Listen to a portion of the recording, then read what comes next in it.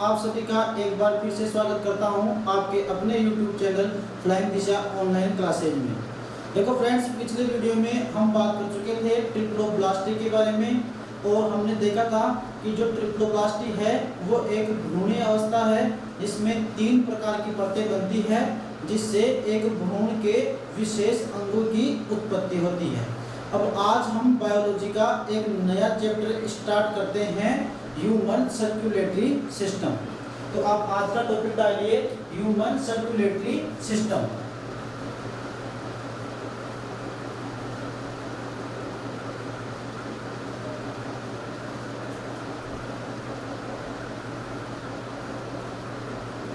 हिंदी में इसको मानव परिसंचरण तंत्र कहा जाता है।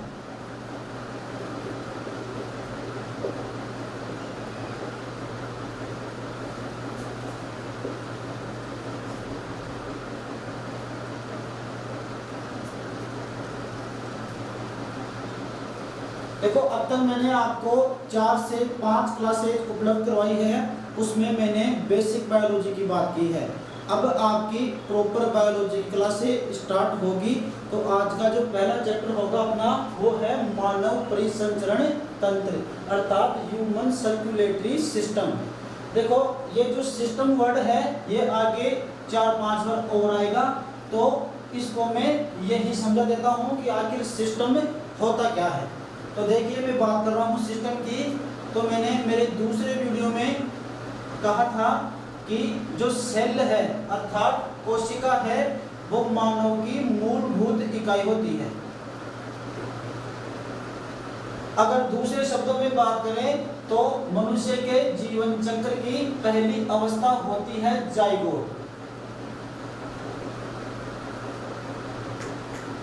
ये मैं पहले आपको बता चुका हूं, अर्थात एक मनुष्य का जीवन चक्र कहां से स्टार्ट होता है तो वो होता है जाइगोट से। अब देखो, जब बहुत सारी सेल बनती है, ये जो सेल है जाइगोट, इसका विभाजन होता है और इससे कई कोशिकाएं बनती है इस प्रकार से। तो जब बहुत सारी कोशिकाएं मिलती है तो परिणाम स्वरूप किसका निर्माण होता है, तो टिश्यू का निर्माण होता है। और टिश्यू को क्या कहा जाता है, उत्तक कहा जाता है। मैं आपको क्या बता रहा हूं कि सिस्टम कहते किसे हैं। तो देखिए, सिस्टम की अगर बात करें तो जो मनुष्य का शरीर है वो लाखों करोड़ों कोशिकाओं से मिलकर बना होता है। जब बहुत सारी सेल मिलती है तो किसकी फॉर्मेशन होती है, एक टिश्यू की। और जब एक ही प्रकार के कई टिश्यू मिलते हैं तो ऑर्गन की फॉर्मेशन होती है अर्थात ऑर्गन का निर्माण होता है। ठीक है। और जब बहुत सारे ऑर्गन मिलते हैं जो एक विशेष कार्य को करते हैं उसे कहा जाता है ऑर्गन सिस्टम।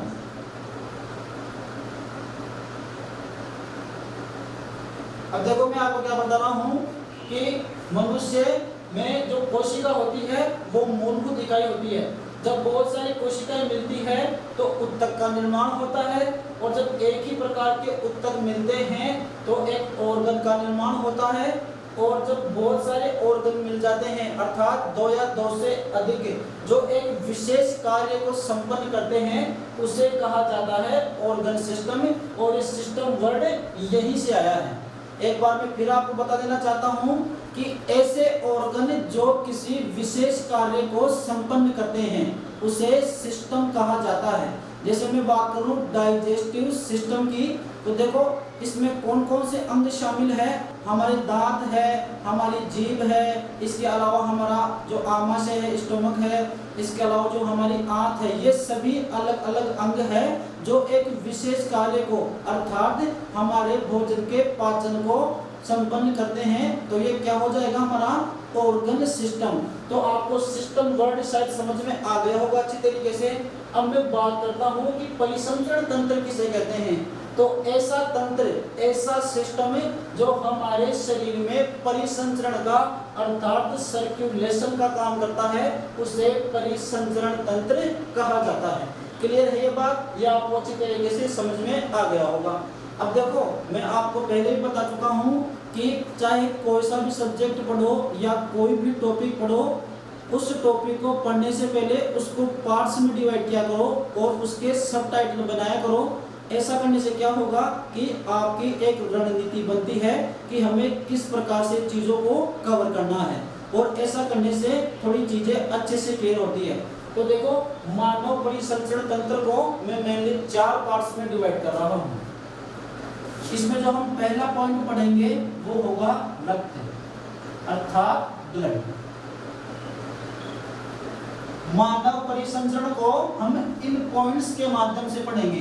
तो जो पहला पॉइंट होगा वो होगा हमारा ब्लड। इसमें हम देखेंगे कि जो रक्त है वो क्या होता है और इसके कौन से कंपोनेंट होते हैं, और इसके साथ ही ब्लड ग्रुप क्या होता है, ये सब हमें इस टॉपिक में डिस्कस करेंगे। नेक्स्ट में बात करूं तो सेकंड पॉइंट होगा रक्त वाहिनियां।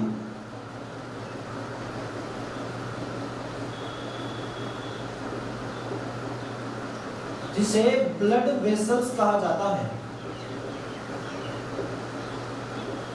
रक्त वाहिनियां किन्हें कहते हैं? अब देखो, जो हमारे शरीर में ब्लड का सर्कुलेशन होता है वो एक मतलब नलिकाओं के माध्यम से होता है, नसों के माध्यम से होता है। तो उन नलिकाओं के बारे में हमें अध्ययन करेंगे कि हमारे शरीर में कितने प्रकार की रक्त वाहिनियां पाई जाती है, सबसे बड़ी रक्त वाहिनी कौन सी होती है, इसके अलावा सबसे छोटी रक्त वाहिनियां कौन सी होती है। तो इसमें डिस्कस करेंगे हम ये चीजें। थर्ड नंबर का जो पॉइंट होगा अपना वो होगा हृदय, अर्थात हार्ट। हार्ट का मेन काम क्या होता है? तो हार्ट का जो मेन काम होता है वो ब्लड को पंप करना, अर्थात ब्लड को पूरे शरीर में सर्कुलेट करवाना। तो हम हार्ट का डिस्कस भी मानव परिसंचरण तंत्र में ही करेंगे, जो एक महत्वपूर्ण पॉइंट होगा। चौथा एंड जो लास्ट पॉइंट होगा वो होगा लसिका, जिसे इंग्लिश में लिम्फ कहा जाता है। चौथा जो पॉइंट होगा वो कौन सा होगा?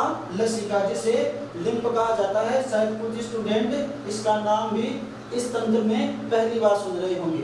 तो हम इसके बारे में भी डिस्कस करेंगे कि जो लसिका होती है वो परिसंचरण तंत्र में किस प्रकार से कार्य करती है।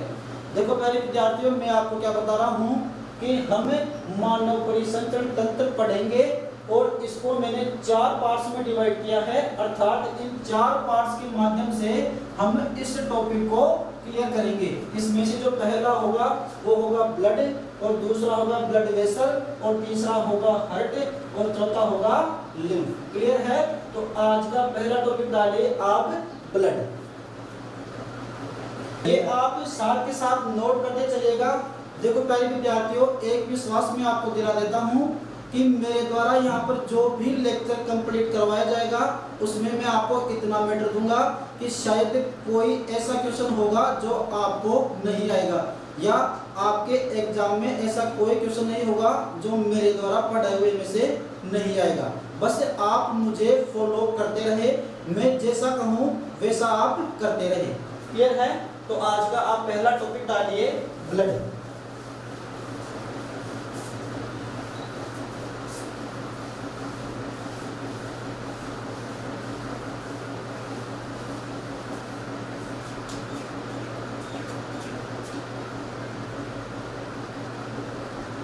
ब्लड को रक्त कहा जाता है या इसे रुधिर भी कहा जाता है।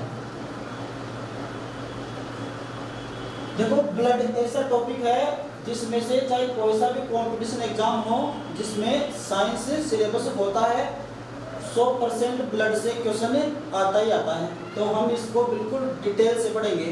आज के वीडियो में मैं ब्लड की सामान्य जानकारी के बारे में बात करूंगा। तो देखिए पहला ही पॉइंट आप लिखिए कि रक्त को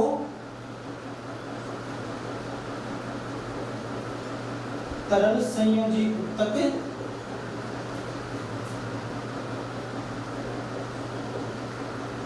कहा जाता है।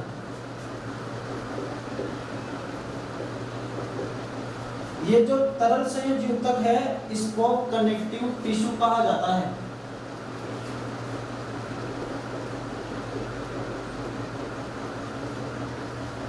पहला पॉइंट मैंने आपको क्या लिखा है कि रक्त को तरल संयोजी ऊतक कहा जाता है। सबको पता है, ये लाइन सबको याद है लेकिन फिर भी मैं आपको बता दूं संयोजी ऊतक क्यों कहा जाता है। तो देखिए, बात करूं अगर मैं संयोजी ऊतक की, तो संयोजी ऊतक को इंग्लिश में क्या कहा जाता है, कनेक्टिव टिश्यू। और ब्लड ऐसा पदार्थ होता है या ऐसा तरल ऊतक होता है जो हमारी पूरी बॉडी को कनेक्ट करता है, या दूसरे शब्दों में प्रत्येक कोशिका में हमारे ब्लड उपस्थित होता है। अर्थात ब्लड एक ऐसा तरल पदार्थ है जो हमारे शरीर के प्रत्येक अंग को कनेक्ट करने का काम करता है। आप अपनी आँख खोपड़ी से देखोगे, नीचे पैर तक देखोगे तो ब्लड का सर्कुलेशन लगातार होता रहता है। अर्थात ब्लड एक तरल संयोजी ऊतक होता है जिसे कनेक्टिव टिश्यू कहा जाता है। क्लियर है बात? तो ब्लड एक तरल संयोजी ऊतक है। नेक्स्ट अगर मैं बात करूं इसकी उत्पत्ति की, कि ब्लड की उत्पत्ति कहां से हुई है, तो इसकी उत्पत्ति मेसोडर्म से हुई है। लास्ट वीडियो में मैंने ट्रिप्लोब्लास्टी के बारे में आपको बताया था, जिसमें मैंने बताया था कि ट्रिप्लोब्लास्टी में 3 प्रकार की परतें बनती हैं। पहली होती है एंडोडर्म, दूसरी होती है मेसोडर्म और तीसरी होती है जो कि सबसे बाहरी परत होती है, उसका नाम होता है एक्टोडर्म। तो इन तीनों परतों से जो एक भ्रूण होता है उसके विभिन्न अंगों की उत्पत्ति होती है। तो जो ब्लड की उत्पत्ति होती है वो मेसोडर्म से होती है। अगर आपने अभी तक वो वीडियो नहीं देखा है तो मैं उस वीडियो की लिंक डिस्क्रिप्शन में दे दूंगा, आप डायरेक्ट जाके देख सकते हैं।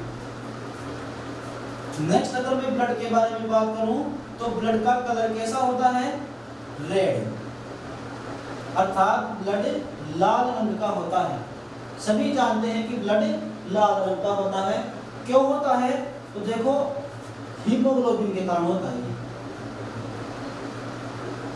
ब्लड का जो रेड कलर होता है वो हीमोग्लोबिन के कारण होता है। और हीमोग्लोबिन को आप इंग्लिश में भी लिख लें,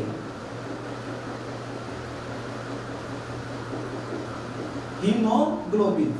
अब देखो ब्लड का कलर लाल होता है किसके कारण, हीमोग्लोबिन के कारण। अगर मैं बात करूं, आपसे मैं क्वेश्चन पूछूं कि हीमोग्लोबिन में ऐसा क्या पाया जाता है जिसके कारण इसका कलर रेड होता है, तो देखो इसमें एक तत्व पाया जाता है, तो उस तत्व का नाम है आयरन।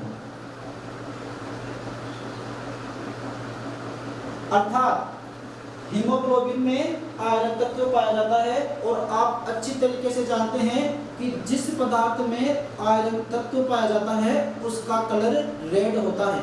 जैसे मैं बात करूं एप्पल की, अगर आपने कभी एप्पल को काटकर 2-4 मिनट के लिए हवा में रखा हो तो आपने देखा होगा कि जो उसकी कटी हुई सरफेस है वो रेड कलर की हो जाती है। क्यों होती है, क्योंकि उसमें आयरन तत्व ज़्यादा मात्रा में पाया जाता है। और अगर मैं बात करूं बैंगन की या पालक की, तो इन दोनों में भी आयरन तत्व ज़्यादा मात्रा में पाया जाता है। अगर आप इनको कहीं से कट करोगे तो कटी हुई सरफेस रेड कलर की हो जाती है। तो इससे क्या निष्कर्ष निकलता है कि जिस पदार्थ में आयरन तत्व पाया जाता है उसका कलर रेड होता है। क्लियर है ये बात? और देखो आपको एक बार एग्जाम में क्वेश्चन भी पूछ चुका है एग्जामिनर कि हीमोग्लोबिन में कौन सा तत्व पाया जाता है, तो उसमें आयरन तत्व पाया जाता है। देखो नेक्स्ट अगर मैं बात करूं हीमोग्लोबिन शब्द की, तो देखो ये 2 शब्दों से मिलकर बना है। पहला तो है हिम और दूसरा है ग्लोबिन। देखो अगर आप कोई भी नया वर्ड देखते हो तो उसके तुरंत टुकड़े कर लिया करो, आपको वो वर्ड वहीं क्लियर हो जाएगा। तो देखो हेमोग्लोबिन को मैंने 2 भागों में बांट दिया, पहला है हिम और दूसरा है ग्लोबिन। जो हिम है ये साइंटिफिक वर्ड है और इसका हिंदी में अर्थ होता है रक्त या आयरन भी कहते हैं इसे। जो रक्त है वो आयरन का पर्यायवाची भी होता है हिंदी में। और ग्लोबिन एक साइंटिफिक वर्ड है जिसका हिंदी अर्थ होता है प्रोटीन। अर्थात ऐसा प्रोटीन जिसमें आयरन पाया जाता है वो कौन सा है, हीमोग्लोबिन। ये बात क्लियर है? अब देखो इसमें 3 प्रकार के क्वेश्चन बन गए हैं और तीनों ही एग्जाम में पूछे गए हैं। पहला क्वेश्चन है कि ब्लड का लाल रंग किसके कारण होता है, तो हीमोग्लोबिन के कारण। दूसरा क्वेश्चन कि हीमोग्लोबिन क्या है, तो आपको ए ऑप्शन देगा ये एक वर्णक है, बी ऑप्शन देगा ये एक प्रकार का प्रोटीन है, सी ऑप्शन होगा कि ये एक प्रकार की रक्त कणिका है, या डी ऑप्शन कुछ भी डाल देगा। तो देखो हीमोग्लोबिन के बारे में पहले बता चुका हूँ कि इसको मैंने दो भागों में बांटा है, हिम और ग्लोबिन। और ग्लोबिन का मतलब क्या होता है? प्रोटीन। अर्थात हीमोग्लोबिन एक प्रोटीन होता है। आप यहाँ पर लिख भी लो कि ये प्रोटीन होता है।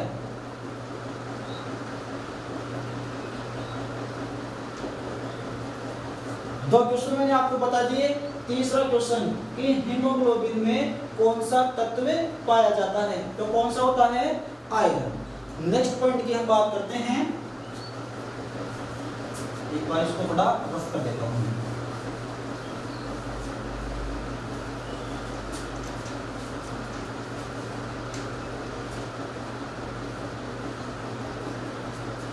रक्त चिपचिपा होता है।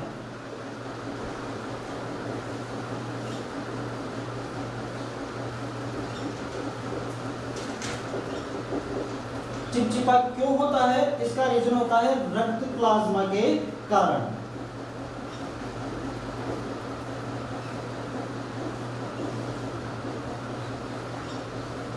प्लाज्मा के बारे में मैं आगे डिस्कस करने वाला हूं। आगे चलकर हम ब्लड को दो पार्ट्स में डिवाइड करेंगे। एक तो होगा जो द्रव वाला पार्ट होगा और दूसरा होगा वो ठोस होगा। जो द्रव पार्ट होता है उसे हम प्लाज्मा कहते हैं। तो उसी प्लाज्मा के कारण ब्लड चिपचिपा होता है। नेक्स्ट में बात करता हूँ ब्लड के बारे में। तो ब्लड का पीएच मान 7.4 होता है। इसको मैं एक बार गोला कर देता हूँ। देखो ब्लड का जो पीएच मान है वो 7.4 होता है। देखो जो ब्लड का पीएच मान है वो 7.4 से ना तो कम होता है और ना ज्यादा होता है। अर्थात ये फिक्स होता है और 7.4 ही होता है। क्लियर है ये बात? अब देखो बात करता हूँ मैं थोड़ा सा पीएच के बारे में। तो देखो जो पीएच स्केल है वो आप एक बार इसे क्रिएट कर लेना। ये तो 0 और ये 7 और ये 14। देखो जो पीएच वैल्यू होती है वो 0 से लेकर 14 के मध्य होती है। जिस विलयन का मान 7 होता है उस विलयन को उदासीन विलयन कहा जाता है। अर्थात ना तो वो अम्ल होता है और ना वो क्षार होता है। क्लियर है? अगर बात करूं मैं क्षार की तो देखो जिस विलयन का मान 7 से अधिक हो जाता है वो क्षारीय विलयन होता है। क्लियर है? तो देखो हमारे जो ब्लड है उसका पीएच मान 7.4 है, अर्थात 7 से ज्यादा है, इसलिए इसे क्षारीय कहा जाता है। तो आप यहाँ लिख लेना हल्का क्षारीय। और यदि पीएच मान 7 से कम होता है इधर तो विलयन कैसा हो जाता है? अम्लीय हो जाता है। आप ये भी एक बार नोट कर लें। ब्लड का पीएच मान 7.4 होता है जो कि हल्का क्षारीय होता है। इसके अलावा मैं बात करूं तो ब्लड को नमकीन भी कहा जाता है, अर्थात ये स्वाद में नमकीन होता है। अब देखो नेक्स्ट पॉइंट बता रहा हूं मैं कि ब्लड को एल्कलाइन कहा जाता है। रक्त को एल्कलाइन कहा जाता है।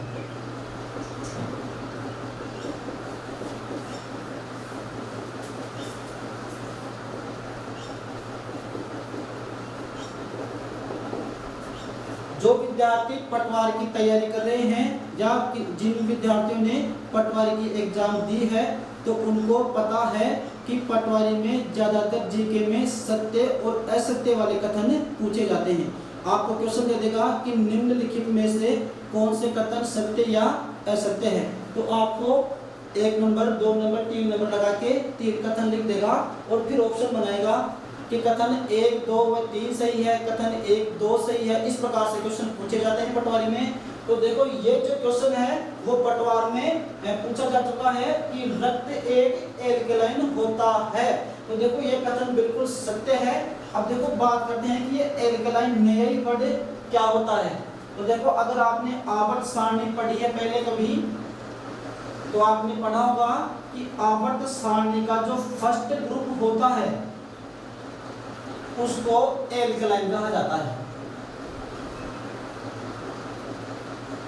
मैं क्या बता रहा हूँ आपको कि ब्लड को एल्केलाइन क्यों कहा जाता है। देखो प्यारे विद्यार्थियों, अगर आप चीजों को एक दूसरे से लिंक करके पढ़ोगे तो आप उस चीज को कभी नहीं भूलोगे। अगर आप रटोगे इन चीजों को तो आप एग्जाम क्लियर नहीं कर सकते हो। चीजों को समझा करो, हमेशा रटने से चीजें याद नहीं होती है। तो मैं आपको समझाने का ही प्रयास कर रहा हूँ। तो देखो मैं बात कर रहा हूँ आवर्त सारणी की। आवर्त सारणी का जो फर्स्ट ग्रुप होता है उस ग्रुप के एलिमेंट को एल्केलाइन कहा जाता है।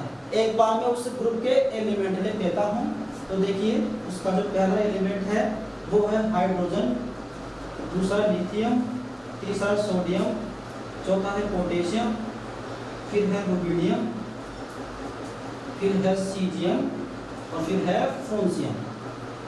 मैं क्या बता रहा हूँ आपको कि आवर्त सारणी का जो फर्स्ट ग्रुप होता है उसको एल्केलाइन कहा जाता है। जो फर्स्ट ग्रुप होता है उसके तत्व ये हैं, पहला है हाइड्रोजन, दूसरा है लिथियम, तीसरा है सोडियम, फिर है पोटेशियम, फिर रुबिडियम, फिर सीजियम और फिर फ्रोंसियम। तो इन तत्वों को एल्केलाइन कहा जाता है। अब बात ये करता हूं मैं कि इनको एल्केलाइन क्यों कहा जाता है। तो देखिए इनके जो ऑक्साइड होते हैं, इन तत्वों के जो फर्स्ट ग्रुप है, इन तत्वों के ऑक्साइड होते हैं वो जल में घुलनशील होते हैं।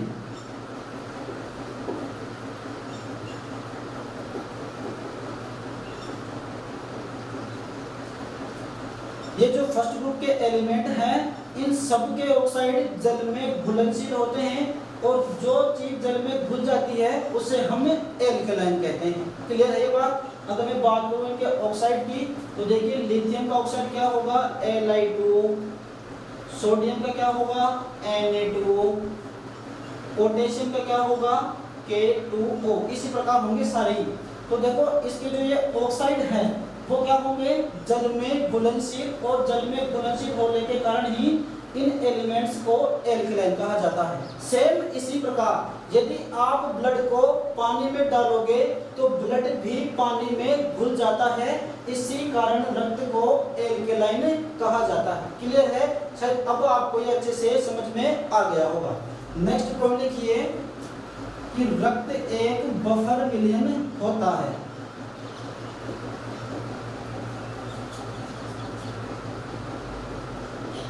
रक्त बफर विलयन होता है। ये क्वेश्चन भी सत्य और असत्य कथन में पूछ चुका है कि रक्त एक बफर विलयन होता है। ये कथन भी बिल्कुल सत्य है। अब देखो आप अगर इसको भी याद करोगे तो ये याद नहीं होने वाला है, आपकी चीजें स्किप होने लगेगी। आप अभी तो याद कर लोगे लेकिन जैसे ही 10-15 दिन होंगे तो आपको इसको वापस रिकवर करने के लिए बार बार पढ़ना पड़ेगा। तो आप क्या है चीजों को गहराई से पढ़ा करो। अब देखो बात करते हैं बफर विलयन की। रक्त एक बफर विलयन होता है, लेकिन पहले जो ये बफर विलयन आया है ये शब्द, पहले आपको इसका मतलब पता होना चाहिए कि आखिर बफर विलयन कहते किसे हैं। तो आप ध्यान से सुने। बफर विलयन वो विलयन होता है जो अपने पीएच मान को ना तो कम होने देता है और ना ज्यादा होने देता है। क्लियर है। एक बार फिर से बता देता हूं मैं कि बफर विलयन उस विलयन को कहा जाता है जो अपने पीएच मान को ना तो कम होने देता है और ना ज्यादा होने देता है, अर्थात वो अपने पीएच मान को बैलेंस रखता है। उसको हम क्या कहते हैं बफर विलयन। और मैं आपको पहले भी बता चुका हूं कि जो ब्लड का पीएच मान है वो 7.4 होता है। ये ना तो 7.4 से कम होता है और ना 7.4 से ज्यादा होता है, इसलिए रक्त एक बफर विलयन होता है। अब मैं आपसे एक क्वेश्चन पूछता हूं कि जो ब्लड का पीएच मान है वो 7.4 होता है, तो इसको कम होने से या ज्यादा होने से कौन रोकता है, या दूसरे शब्दों में कि जो रक्त का पीएच मान होता है इसको संतुलन करने का काम कौन करता है। तो देखिए इसको संतुलन करने का काम रक्त प्लाज्मा करता है। फिर एक बार प्लाज्मा बढ़ा गया है तो आपको घबराने की जरूरत नहीं है। मैं पहले बता चुका हूं आपको कि प्लाज्मा के बारे में हम आगे डिस्कस करने वाले हैं। आप एक बार इतना नोट कीजिए या आप इसका स्क्रीनशॉट ले लीजिए, फिर हम आगे और बढ़ते हैं। अगर हम बात करें कि ब्लड का निर्माण कहां से होता है, आप लिखिए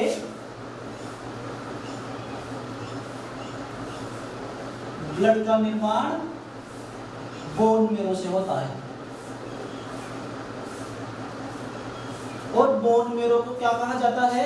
इसको कहा जाता है अस्थि मज्जा। ये मैं आपको एक बार पहले भी बता चुका हूं कि अस्थि मज्जा क्या होता है, एक बार फिर से बता देता हूं मैं।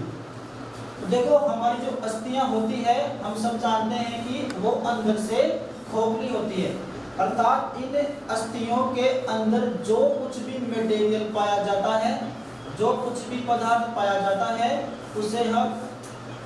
उसे हम अस्थि मज्जा कहते हैं। क्लियर है कि एक बोन के अंदर जो भी मटेरियल होता है उसको हमने अस्थि मज्जा कहते हैं। तो ब्लड का निर्माण कहाँ होता है? इसी अस्थि मज्जा में होता है। क्लियर है? अब बात करते हैं ब्लड की मात्रा की। एक स्वस्थ मनुष्य के शरीर में रक्त की कितनी मात्रा होती है? तो देखो एक तो होता है मेल और एक होती है फीमेल। तो मेल में तो होता है 5 से 6 लीटर और फीमेल में होता है 4 से 5 लीटर। जो टोटल बॉडी वेट का 7 से 8% होता है। मैं क्या बता रहा हूं आपको? मैंने रक्त की मात्रा बताई है कि एक मनुष्य की बॉडी में कितना रक्त होता है। अगर बात करें मेल की तो 5 से 6 लीटर होता है, और अगर बात करें फीमेल की तो 4 से 5 लीटर होता है, जो टोटल बॉडी वेट का 7 से 8% होता है। देखो प्यारे विद्यार्थियों, ये जो नॉर्मल क्वेश्चन है ये राजस्थान पुलिस में कई बार पूछे जा चुके हैं, तो आप बिल्कुल इन चीजों को अच्छे से क्लियर करते हुए चलिएगा। अब देखो बच्चों के माइंड में अक्सर क्वेश्चन पुटअप होता है कि देखो सर ये जो अंतर है 5 से 6 लीटर और 4 से 5 लीटर, तो ये जो 1 या आधा लीटर का जो अंतर आ रहा है उसका कारण क्या है, इसका रीजन क्या है? अर्थात महिलाओं में ब्लड कम पाया जाता है तो इसका रीजन क्या है? तो देखिए इसके मैं आपको 2 रीजन बता रहा हूँ। पहला रीजन, कभी ना कभी आपने ये वर्ड सुना होगा या कहीं देखा होगा, आरबीसी, रेड ब्लड सेल या रेड ब्लड कॉर्पस्कल्स। तो देखिए आगे चलकर हम ब्लड को 3 भागों में बांटेंगे, अर्थात जो ब्लड की रक्त कणिकाएं होती है वो 3 प्रकार की होती है। एक तो होती है आरबीसी, दूसरी होती है डब्ल्यूबीसी और तीसरी होती है प्लेटलेट। अगर बात करें आरबीसी की तो देखो आरबीसी की संख्या होती है वो मेल में अलग होती है और फीमेल में अलग होती है। मेल में होती है 5 से 5.5 मिलियन आरबीसी पर mm³ ऑफ ब्लड। अगर बात करें फीमेल की तो 4 से 4.5 मिलियन आरबीसी पर mm³ ऑफ ब्लड। तो देखो अगर आरबीसी की बात करें तो मेल में 5 से 5.5 मिलियन पाई जाती है, जबकि फीमेल में 4 से 4.5 मिलियन पाई जाती है। तो देखो ये जो डिफरेंस है इसी के कारण रक्त महिलाओं में कम पाया जाता है। देखो जो आरबीसी होती है इसको ब्लड का मेन कंपोनेंट कहा जाता है। मेन कंपोनेंट क्यों कहा जाता है? तो देखिए ब्लड का जो मुख्य काम होता है वो होता है O2 का परिवहन करना, हमारे शरीर में O2 का परिवहन करना। और O2 का परिवहन करने का काम कौन सी रक्त कणिका करती है? तो वो है आरबीसी। इसीलिए आरबीसी को ब्लड का मेन कंपोनेंट माना जाता है। तो आरबीसी महिलाओं में कम पाई जाती है, इसी के कारण फीमेल में ब्लड की कमी होती है, किसके बजाय? पुरुष के बजाय। नेक्स्ट रीजन आप देखो तो जो फीमेल होती है उसका वेट पुरुषों की तुलना में कम होता है, तो इसी कारण भी महिलाओं में ब्लड कम पाया जाता है। देखो मैंने आपको यहाँ लिखवाया है कि टोटल बॉडी वेट का 7 से 8% ब्लड पाया जाता है, चाहे महिला हो या पुरुष हो। तो मैं आपको क्या बता रहा हूँ कि ओबियसली अगर आपने नोटिस किया होगा तो महिलाओं में पुरुषों की तुलना में वेट कम होता है, इसी के कारण उनमें रक्त की मात्रा कम होती है। देखो मैंने आपको एक दो रीजन बताए हैं, इसके अलावा और कोई तीसरा रीजन नहीं है। अगर किसी में देखो ये जो रक्त की मात्रा है ये सामान्य पुरुष की मात्रा है, अर्थात 5 से 6 लीटर और 4 से 5 लीटर एक स्वस्थ व्यक्ति में इतना ही ब्लड पाया जाता है। अगर किसी व्यक्ति में इस मात्रा से ज़्यादा होता है या फिर इस मात्रा से कम होता है तो वो जरूर किसी बीमारी से ग्रसित है। क्लियर है? लेकिन जो ये डिफरेंस है ब्लड की मात्रा का, उसके मेन दो रीजन यही है, एक तो आरबीसी का अंतर और दूसरा बॉडी वेट का अंतर। क्लियर है? एक बार से मैं रफ कर देता हूँ।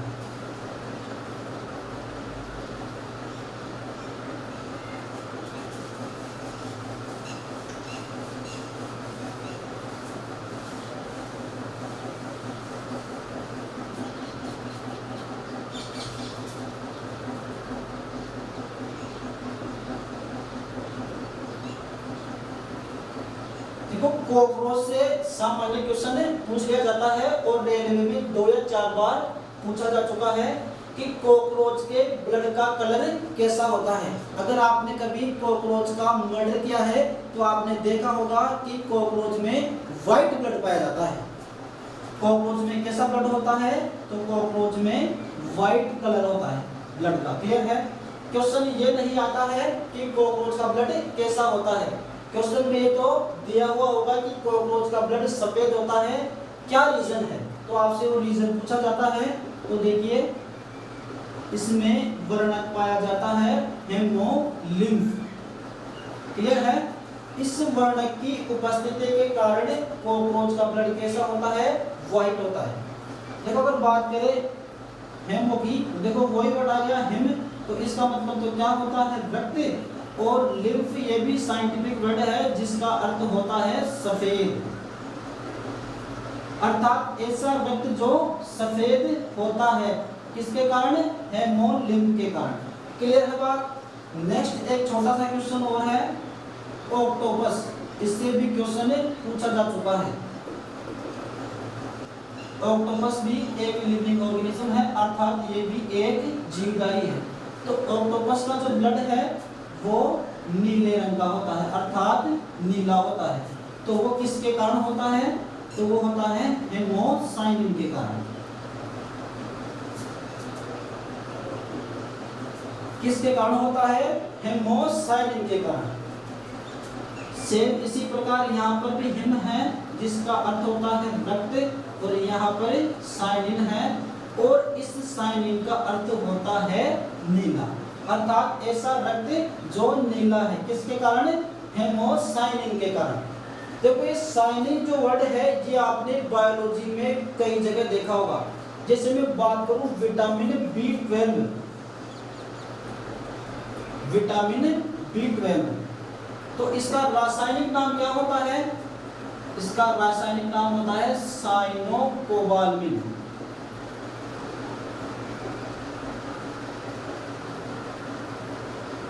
विटामिन B12 का रासायनिक नाम होता है साइनोकोबाल्मिन। तो देखो यहाँ पर भी साइनो वर्ड आ रहा है, और इस साइनो का मतलब मैं आपको बता चुका हूँ कि इसका मतलब क्या होता है? नीला। तो देखो इससे साइनो वर्ड के कारण ही इसको नीला विटामिन भी कहा जाता है। ये आप नोट कर लेना कि ऐसा कौन सा विटामिन है जिसको नीला विटामिन कहा जाता है, अर्थात ब्लू विटामिन। कौन सा है? B12। और देखो इसमें कोबाल्ट शब्द आ रहा है, क्यों है? क्योंकि जो विटामिन B12 है इसमें कोबाल्ट तत्व भी पाया जाता है। और विस्तृत जानकारी हम जब विटामिन का चैप्टर स्टार्ट करेंगे तब लेंगे। क्लियर है?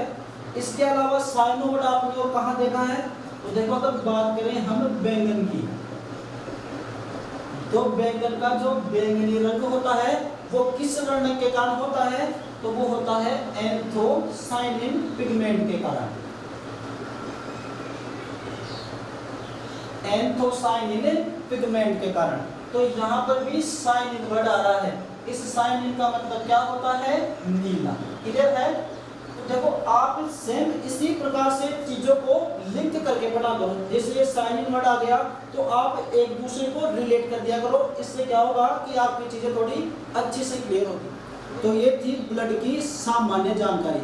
अब हम नेक्स्ट वीडियो में देखेंगे कि ब्लड को कितने भागों में बांटा गया है और ब्लड के मेन कंपोनेंट कौन से होते हैं, ब्लड ग्रुप क्या होता है, ये सब हम नेक्स्ट वीडियो में देखेंगे। तो आज के लिए इतना ही। अगर प्यारे विद्यार्थियों आपको ये वीडियो अच्छी लगी है तो वीडियो को लाइक कीजिए और शेयर कीजिए, और यदि आप चैनल पर पहली बार विजिट कर रहे हो तो चैनल को सब्सक्राइब कीजिए। Okay, thank you, bye bye.